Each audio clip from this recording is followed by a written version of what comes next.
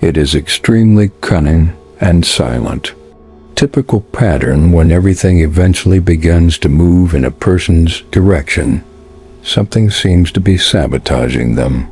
The advancement, a poor choice, and needless battle, a miscalculation that might have been virtually undetectable. It appears that the mind itself finds methods to make everything disappear. And this is the most disturbing aspect about typically occurs at the times when are most likely to accomplish what they have always envisioned. As stated by Gay Hendricks, the creator of the Big Leap book, highlights this propensity for self-destruction is not an accident, nor is it a severe weakness or misfortune. Psychological process that he dubbed the upper limit issue, as though each person's internal thermostat establishes the degree of prosperity, love, and health that they permit themselves to encounter. When life starts to surpass this threshold at which everything begins to too effectively, this unseen system activates and returns the individual to a more comfortable and secure state. Even if that mood is one of limited suffering or being mediocre, according to Ricks. This internal limit was constructed long before we learned about. It was influenced by ideas passed down from childhood through the messages we got from our parents, educators, and societal expressions like, don't flaunt yourself or want too much. Avoid becoming avaricious and end up rooting themselves as unspoken realities that subsequently change into emotional blocks. And when reality starts to deviate from these convictions, that the unconscious adopts conflict that causes fear, guilt, and sabotage. This sabotage can come in a variety of forms, including an unforeseen setback following a significant career triumph that ended suddenly of a partnership that at last appeared. It may be a healthy emotional crisis that suddenly appears as a mystery disease or a string of poor choices that don't seem to make logical sense. However, each of these expressions they have something in common. They're both unconscious. Tries to confine us inside our most comfortable threshold for happiness. According to Ricks, the concerning aspect is that this system has an impact on even the most prosperous individuals. The more you develop, the more crucial it is to determine and surpass this internal boundary. Otherwise, you'll keep alternating between short-term successes and unpleasant setbacks that are continuously caught in a loop where success is only permitted up to a specific, identify the moment when you still feel secure. This video provides a thorough analysis of this dynamism of psychology, an examination based on Gay's work Hendricks, to comprehend the reasons behind our sabotage, ourselves right before the victory, and, more crucially, how to recognize this trend in your life and the methods for begin shattering its sense. As Ricks cautions, it is insufficient for us to only envision success. You need to figure out how to maintain it, and for it, you'll need to confront the innermost convictions you have about yourself. The Gay Hendricks makes it plain that each of us features an internal thermostat setting that establishes the degree of loving success and creativity that we give ourselves permission to enjoy. At first look, this statement appears straightforward, contains a troubling reality because the thermostat inside is not aware that it is a complex psychological system constructed from emotional and restrictive assumptions and counters that have influenced your interpret enjoyment, success, and even the most terrifying aspect about love is constantly busy and subtly regulating the extent to which you permit good to feel this unseen. Ricks refers to the issue as the upper. The main notion behind the limit problem is that everyone holds within them a highest level of well-being at which they deemed appropriate as life starts to surpass this threshold, either by a career progression, a flurry of affection, or a time of great happiness. The subconscious sees this excess of positivism as a danger, followed by takes action in an effort to restore internal equilibrium. But this equilibrium is not always beneficial. It's usually merely according to known risks. When we hit our upper limit, we take action that halts our promising future course. Stated differently, it is not the exterior, the world that hinders our progress is ourselves. On a profound and instinctive level, we cause issues where none previously existed. Begin pointless debates, delay and divert our attention with trivialities, get sick, or just lose zeal. The worst part is that all of this may occur right after we are on the correct course. This limit has been taught to us from a young age. When we were kids, we were disciplined, notably commended for being modest, or disregarded when we voiced our goals. We discovered that very bright lighting is risky if our joy led to unease at home. We discovered that being joyful can result in rejection. Our upper limit thermostat, according to H. Rick's setting, prevents us from fully appreciating all the love, wealth, and inventiveness that belongs to us. And in other words, you can succeed, but you can experience it, but you can't enjoy it. Wonderful. Love but feel bad for being, so you're content with your wealth, but afraid of losing it. The issue is not external. Rather, it is inside. And why is this issue so difficult to notice? Since it conceals itself, it assumes logical, rational forms. Failure appears to be no more than poor luck. Abrupt split appears to be incompatibility. Procrastination appears to be a sign of inspiration. However, in reality, all of this can be the manifestation of the same mechanism, that unintentional attempt to retain everything inside the range that it deems secure. And this is the most crucial factor. Limit is entirely subjective. It was discovered that it isn't genuine, and if it was discovered that it is reprogrammable, but for that you must first learn how to acknowledge the manner in which the manifestation of self-sabotage in your life. Because long as this issue persists, it will continue to exert authority, even if it is invisible. We will examine you in the upcoming chapter. That's precisely what self-sabotage looks like.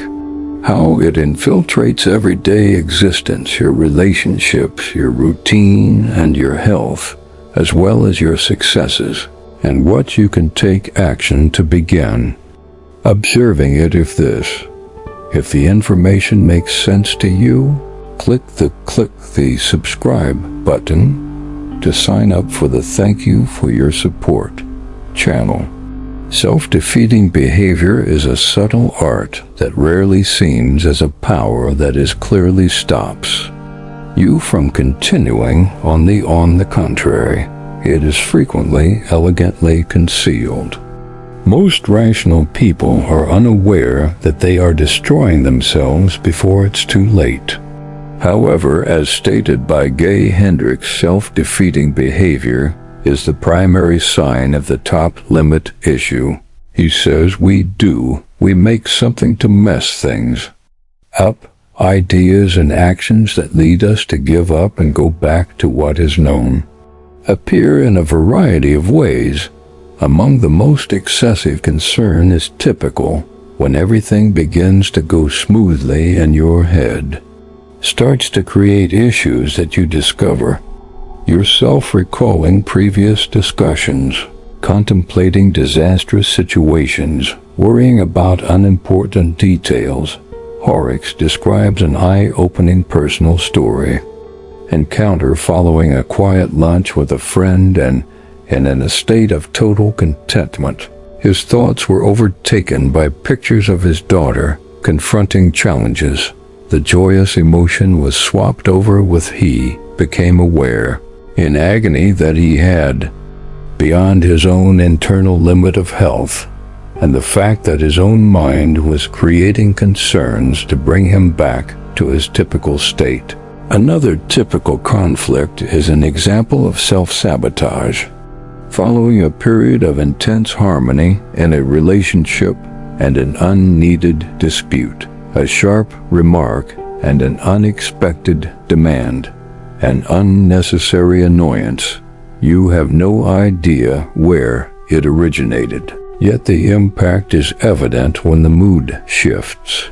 The link is lost, and once more you return to the emotional comfort. Zone instability, HRIX, clarifies. We have a time of harmony in the connection, then halt the flow of a relationship by critiquing or initiating a debate. Additionally, self-sabotage is evident. Procrastination.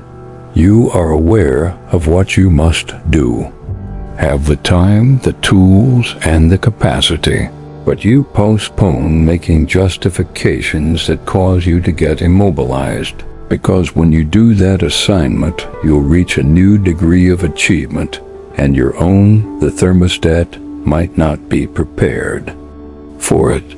Fear the good outcomes just as much as you're afraid of the bad ones, and it doesn't end there. Self-destruction can invade your health, that you disregard yourself right before you begin to feel. Better habits cause you to break a productive schedule following a string of triumphs in your fantasies.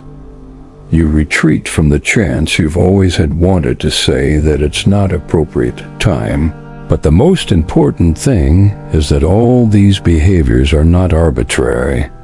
Rather, they are automated reactions to a single stimulus, the coming of something bigger and more happier and more satisfying. The upper limit switch is what High refers to as triggered when your achievement is in danger of surpass the boundaries of your thoughts, feels you're deserving. Every time you intentionally allow yourself to love yourself and enjoy the money you have, sense and your inventiveness, writing about your ability to expand risks. But the opposite is also valid for each. Every time you undermine yourself, you strengthen the confine you to your unconscious mind. That you shouldn't, that you can't, you're not worthy. Now that you're starting to understand the different disguises for self-defeating, the next step is to find out even more deeply. How and where was this limit established? Because only by comprehending the source could you please deactivate it. Definitely, in the following section, we shall explore the emotional foundations of the upper limit issue with the knowledge of during childhood, the unseen allegiances that quiet bundles that keep restricting your adulthood. The human intellect is limitless from birth. It picks them up, and Gay claims the upper limit issue with Hendricks is in fact a clear representation of the you were emotionally programmed in those signals in your early years that didn't always materialize, not just with words but also through facial expressions, suppresses little penalties or conditional acclaim. It's in this rich soil of childhood. Lessons that you internalized silently to keep it within its bounds. If you were a youngster who experienced guilt when getting compliments because you saw it cause trouble for your siblings, or if you became aware of your parents' tension when you were too noticeable You discovered that excessive amounts can be, you made an internal agreement, which is perilous, of self-control and unintentional dedication, not going beyond specific thresholds to prevent hurting someone, whether they are rejected or not being perceived as self-centered. In this situation, self-sabotage is an act of loyalty that is invisible. This is cruelly described by the gay Hendrix. To be honest, our upper limit thermostat sting prevents us from fully appreciating all the love, wealth, and creativity that belongs to us, maintains us inside our area of expertise, or at best our area of proficiency. It keeps us from existing in the most the journey's destination, our zone of brilliant. This thermostat was not logical, formed by the necessity of accepting. It determines how much you can develop before you begin to annoy people. And the most sneaky aspect, even if it's academically you want to be successful, you love money, and completing this childhood code keeps working in the background, taking charge each time most people approach something magnificent. Maintain this programming throughout the duration of their lives without being aware of it. They believe they are being modest, reasonable, and realistic, but actually, all they're doing is following old commands that used to make sense to a child who is 5 or 6 years old, but that no longer serve now and merely result in stagnation. With time, this interior structure becomes nearly sacrosanct. The notion of giving yourself more pleasure, acknowledgement of more freedom, leads to guilt. Growth starts to feel like a betrayal when the mind follows its own retreats every time. But what if you could spot this trend? But what if it were able to inquire about this ancient consent in the next section? You will learn the true meaning of surpassing this boundary and how to start the trip, the ultimate leap to your huge leap beyond self-defeating. Solving the upper limit issue is more than just a mindfulness exercise. It is bravery, because to go above and beyond internal boundaries that prevent you will be stuck in emotional mediocrity. You must relinquish your identity, developed thus far, and this will invariably instill a fear of being rejected, the worry that they wouldn't be able to maintain, the fear of leaving the new reality behind, the self-image that acquired the ability to endure but never to flourish. Hendrix is adamant about being gay. This procedure involves more than merely eliminating blocks, but about building up the ability, he writes, in order to maintain a new standard of living. The only issue that needs to be resolved is the solution to your upper limit problem, and everything else becomes clear. Although this sentence could seem too dramatic, this isn't, because deactivating the software that keeps you from obtaining and preserving the finest in every aspect of existence starts to restructure around the axis of plenty. A new axis. To go over this limit, you must. It appears that everyone is willing to feel well. Straightforward, yet the majority of individuals are not emotionally ready to endure for a long time times of contentment, prosperity, and tranquility. How much longer can you actually endure HRI's challenges? Feel content without having any worries to keep yourself busy for as long as possible. In a committed relationship, before you begin to question, doubt, or provoke instability, how much time do you give yourself to flourish monetarily before establishing a crisis, becoming distracted, or undermining yourself the way your mind is used? To peace is viewed as a threat by suffering. Stress-conditioned body finds weird relaxation that the soul has been educated. Please don't be alarmed by its fullness. So the initial step to beyond the boundary is to create a new make a promise to yourself to give yourself more money, more love, and more time, more success and better health, not only in particular instances, but as a new standard of your being. HRIX offers a straightforward but significant adopt and expanding mantra when exercising. Grow in prosperity, love, and wealth.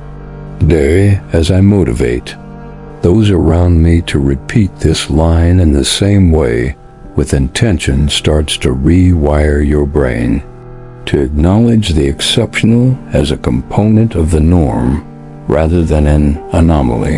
It lets your subconscious know that it is safe to receive and safe to grow. Is safe to lead a fulfilling life even if no one around you has already done so, but only word repetition is insufficient. You also need to maintain the feeling that underlies their feelings worthy, feel ready, and most importantly, take responsibility for maintaining this new level guilt-free, without fear, without self-defeating behavior. Naturally, there will be opposition to the ego will attempt to keep things as they are. Old habits will resurface with vigor. But you already know what's going on now, stake and more, as you are aware. This opposition indicates that you are on the correct track. In the following section, we will investigate useful resources to assist you combine this process of transformation. Methods that are applicable in day-to-day life to identify, neutralize, and substitute self-destructive behaviors with routines of growth and emotional steadiness, as acknowledging the issue is simply the first real shift starts in put what you're hearing into practice. Connects with you, you'll discover genuine worth of my ebooks outside of the shadow, dissects Jung's core concepts, while conversations with the unconscious mind provide you a 30-day guide to implementing them in your daily life. In the pinned comment, both are connected. Being aware that self-defeating is an important discovery, but it's not sufficient. Self-defeating is clever, concealed, and incorporated into day-to-day activities. Consequently, to actually surpass the upper limit issue, more than awareness is required. Intentional action and useful resources that facilitate mental and emotional hindrance reconditioning is necessary.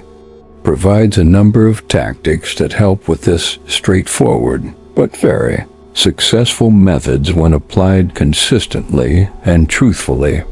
The keeping an eye on internal language comes first. Every unneeded and pessimistic thinking, concern over every nasty criticism directed to self is a subliminal manifestation of self-defeating HR. I suggest developing the capacity to must become aware of these ideas as soon as they rise and purposefully cut them off. The objective is not to combat them, but to swap them out with expansive affirmations. He suggests using a potent tool every day. Mantra. I grow in prosperity and enjoy each day as I motivate people around me. For me to follow suit, reciting this kind of affirmation repeatedly, it is training a method, not a pointless ritual. For the limbic system to be trained to accept and maintain enjoyment, success, and emotional stability as typical conditions of existence. Another crucial instrument is the application of the phrase conscious breathing is quoted by the RICS from Fritz Perls, which is ideal, highlights the connection between fear and growth. Without air, terror is exhilaration. In actuality, the crippling terror is not really good. Excitation is channeled as you breathe. Profoundly, rather than suppressing the emotion, you turn fear into inspiration. This indicates that the unease of increasing your self-permission can be avoided being transmuted whenever you feel fear. As you proceed, breathe, accept the discomfort as a sign, and expand of advancement. The third technique is being attentive of micro-destructs, little actions that in isolation seems innocuous, similar to delaying a significant pledge to say yes when you intended to say don't eat. Without hunger-induced distractions are upper limit problem expressions. They show that you're slipping away from what Ricks refers to as your zone of genius. It is your responsibility to identify these trends, then gradually swap them out for choices that support your growth. But possibly the strongest of the tools is the dedication to the truth. Entails putting an end to the defense of your restricts the recurrence of phrases such as these are excessive for me, won't work because I can't manage it. Each time you express a restriction, you strengthen it in the opposite direction when you begin stating that you are able to deserve to start when you're ready. Make room within to accommodate fresh encounters, solving the upper limit issue once. More than just knowledge. Everyday routines for emotional training and a persistent choice to avoid being a prisoner of outdated internal pacts. But this begs the even more profound issue of why do a lot of things even with all these tools? People continue to get caught in this circle of self-defeating. The following and last section will